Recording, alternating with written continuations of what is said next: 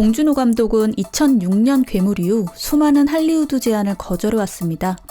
직접 쓴 시나리오로 작업하는 걸 원했기 때문이죠. 그런데 이번엔 달랐습니다. 미키7은 그가 제안을 받아들인 유일한 작품입니다. 무엇이 그를 움직였을까요? 그를 사로잡은 핵심 컨셉은 바로 휴먼 프린팅이었습니다. 14페이지로 요약된 미키7을 읽고 즉시 제안을 수락했다고 하죠. 휴먼 프린팅이란 컨셉 자체가 거기에 이미 많은 희비극과 드라마가 담겨 있잖아요. 조합돼서는 안 되는 단어인데 거기서 이미 쓰라린 또는 웃기기도 한 여러 가지 인간 드라마가 내포돼 있어서 죽을 때마다 다시 프린트되어 또 죽는 숙명. 여기서 느껴지는 슬픔이 이야기의 시작점이라는 건데요. 어딘가 익숙한 이 느낌, 바로 기생충이 기우에게서 느껴지는 감정과 비슷합니다.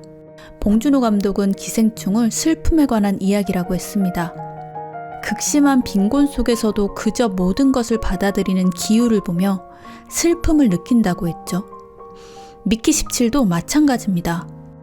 바보 같을 정도로 착하고 수능적인 인물입니다. 이 슬픔을 감독은 유머로 풀어냅니다.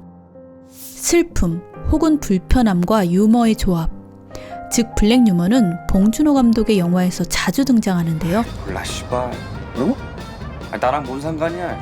어차피 족도 이박 떠버릴 건데. 어? 제가요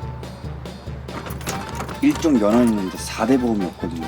아버지, 저는 이게 위조나 범죄라고 생각하지 않아요. 저 내년에 이 대학 꼭 갈 거거든요. 너는 계획이 다 있구나.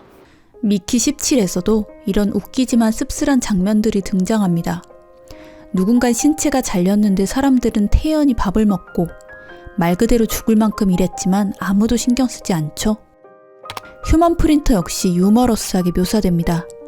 영화에서 가장 SF적으로 생겼지만 정작 구식 잉크젯 프린트처럼 덜컹거리며 작동합니다. 이 움직임은 원작엔 없는 설정인데요. 휴먼 프린터에 담긴 희비극의 정서를 더욱 돋보이게 만드는 디테일입니다. 원작엔 없는 블랙 유머를 또 하나 찾아볼까요? 바로 비둘기맨입니다. 마샬의 추종자로 나오죠. 봉준호 감독 왼팔에 새긴 비둘기 문신처럼 단지 비둘기를 좋아해서 인형탈을 씌운 걸까요? 그보다는 비둘기 속뜻을 활용한 블랙 유머로 보입니다. 비둘기에는 호구라는 뜻이 있는데요. 독재자를 맹목적으로 따르는 사람들을 풍자한 것은 아닐까요? 봉준호 감독이 미키7을 선택한 두 번째 이유는 SF 장르라는 점 때문입니다. 인간 사회나 정치에 대해서 심각하게 또는 유머러스하게 마음껏 풍자할 수 있다는 게 SF 장르의 매력이기 때문에 봉준호 감독은 여러 영화를 통해 SF에 대한 애정을 드러내왔죠. 다만 일반적인 SF와는 결이 다릅니다. 또 원작의 성격 자체가 이제 흔히 말하는 하드 사이파이라고 해가지고 과학 기술적인 설명이 아주 많습니다. 저는 그런 부분은 다 빠지고 땀 냄새 나는 인간들의 얘기로 각색을 채워 나갔는데, 참고로 원작에서는 우주선의 에너지원인 반물질이란 개념이 중요하게 다뤄집니다. 사이클러를 작동시킬 때 들어가는 엄청난 에너지가 여기서 오죠. 원작 소설에서는 반물질을 이렇게 소개하는데요. 보다 자세하고 과학적인 설명은 유튜브에 많이 있으니 궁금하신 분은 찾아보시는 걸 추천합니다. 다시 영화로 돌아와서 봉준호 감독은 우주선 내부를 사람 냄새 나도록 묘사하는 데 집중합니다. 일반적인 SF 영화의 우주선은 블링블링한 공간으로 묘사되지만 미키17은 더러운 공장이나 화물선 같죠.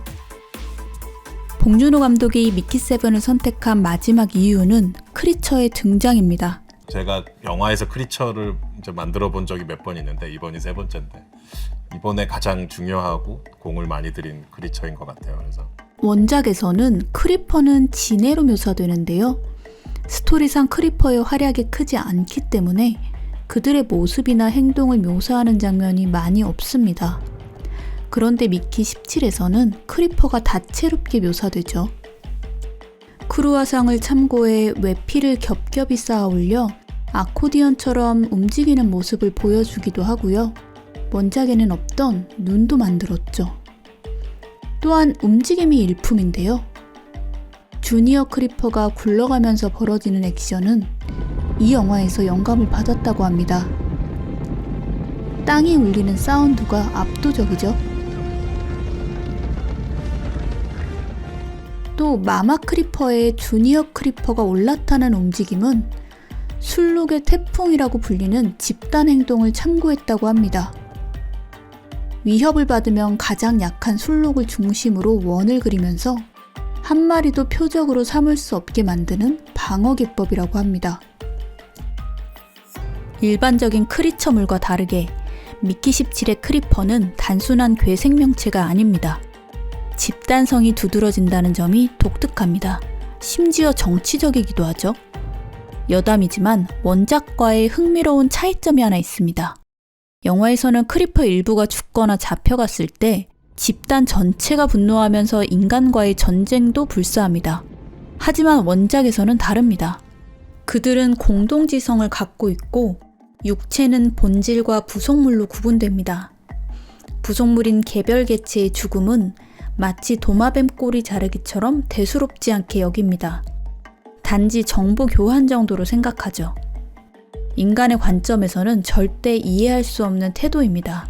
대신에 봉준호 감독은 크리퍼를 인간과 닮은 존재로 묘사했는데요.